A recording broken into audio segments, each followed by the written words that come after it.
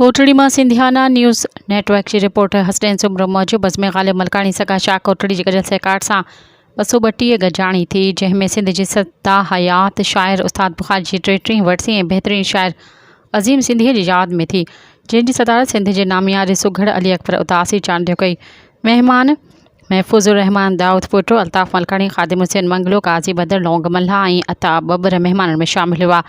शुरुआत शाह अब्दुल लतीफ़ जी वाई सां कई वई। मुक़ररनि में अल्ताफ़ मलकानी, महबूब सिंधी, लौंग मल्हा, अता बबर लफ़्ज़नि जी भेटा पेश कई।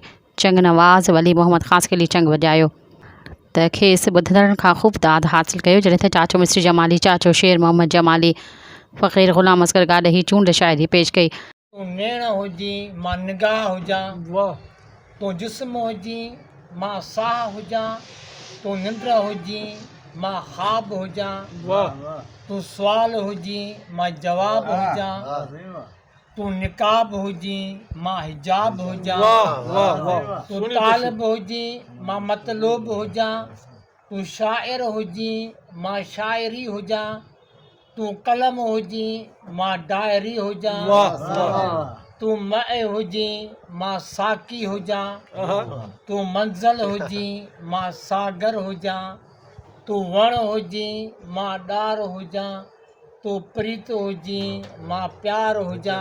सुगड़न में काज़ी बदर, ख़ादिम हुसैन मंगलो, अली गुल रिंद, मोहम्मद सुलेमान चूणे जो सुगड़हाइप में पंहिंजी शाइरी में उस्ताद बुखारी खे भेटा पेश कई।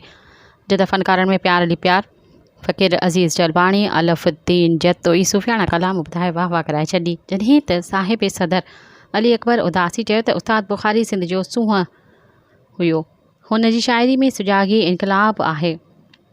उस्ताद बुखारी अवामी शाइर हुयो ऐं अज़ीम सिंधीअ जूं अदबी ख़िदमतूं तमामु घणियूं आहिनि।